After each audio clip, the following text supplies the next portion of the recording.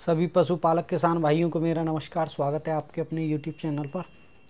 मेरे साथी पशुपालक किसान भाई का सवाल आ रहा था, पूछ रहे थे कि बायो बूस्ट गोली के बारे में डिटेल में आप बताएं। तो साथियों, सामने जैसा कि देख सकते हो मेरे पास बायो बूस्ट गोली का बॉक्स है। आज डिटेल में बायो बूस्ट गोली के बारे में बताऊँगा। अगर आपके पशु को भूख नहीं लग रही है, अगर आपने लंबे समय से एंटीबायोटिक का इलाज करवाया है या बीमारी से अभी अभी आपका पशु उठा है, तो कई बार आपका पशु चारा छोड़ देता है, चारा खाना बंद कर देता है, तो उस कंडीशन में हम बायो बूस्ट गोली को देते हैं। और इसको किस तरह देना चाहिए, कितनी खुराक इसको देनी चाहिए, उसके बारे में मैं आज डिटेल में बताऊंगा। बायो बूस्ट गोली में क्या क्या होता है और वो कौन कौन सी चीज़ किस तरह से इफ़ेक्टिव होती है।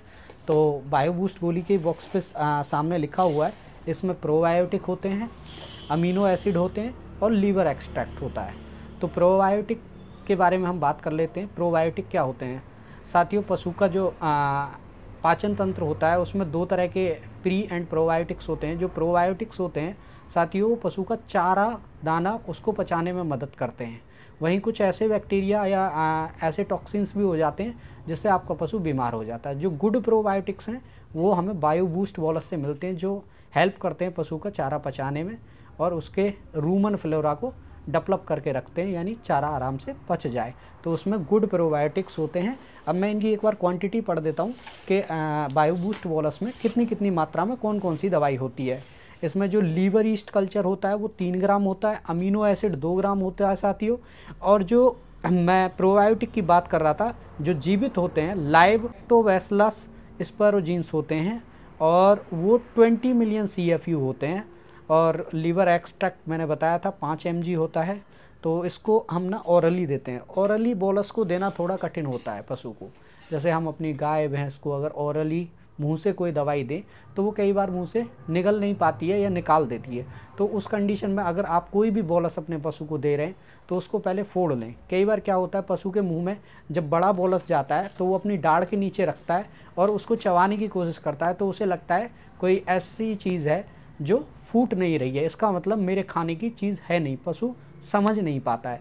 तो अगर इसको आप फोड़ लोगे तो पशु के दाढ़ में कुछ दबेगा ही नहीं, तो वो आराम से दवाई ले लेता है, कोई भी बोलस ले लेता है। आप अपने पशु को कोई भी बोलस देना चाह रहे हैं या देना चाहते हैं तो उस कंडीशन में उस बोलस को ये याद रखें कि फोड़ लें, तो पशु आराम से ले लेता है। और नहीं तो कई बार क्या होता है, वो निगलने से पहले ही उसको बाहर निकाल देता है। तो बायो बूस्ट बोलस के बारे में बात कर रहे थे दोस्तों। ये प्री एंड प्रोबायोटिक्स में होते हैं। अमीनो एसिड यानी प्रोटीन होता है।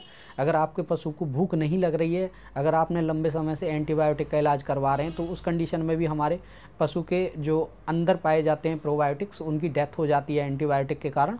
तो उस कंडीशन में हम इसको दे सकते हैं। इसकी खुराक के बारे में बता देता हूँ। अगर आपका पशु बड़ा है, गाय है, भैंस है, उसको 2 गोली सुबह 2 गोली शाम को दे सकते हैं और ये कंटिन्यू हम 5 दिन तक दे सकते हैं। वहीं अगर आपके पशु छोटे हैं, जैसे भेड़ है, बकरी है, उसको 1 गोली सुबह 1 गोली शाम, अगर और भी छोटे हैं तो फिर हम आधी गोली दे सकते हैं।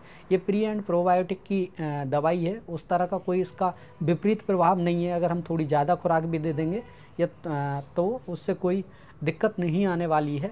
साथियों, मैं एक बात और आपके साथ शेयर करना चाहता हूँ। मैं एक स्क्रीनशॉट शेयर कर रहा हूँ जिसमें आप देख रहे होंगे कि 95% लोग, 95.5% लोग हमारी वीडियोस तो देखते हैं लेकिन हमारा चैनल सब्सक्राइब नहीं किया हुआ। मैं पशुओं से जुड़ी हुई दवाइयों के बारे में आपको डिटेल में बताता रहता हूँ।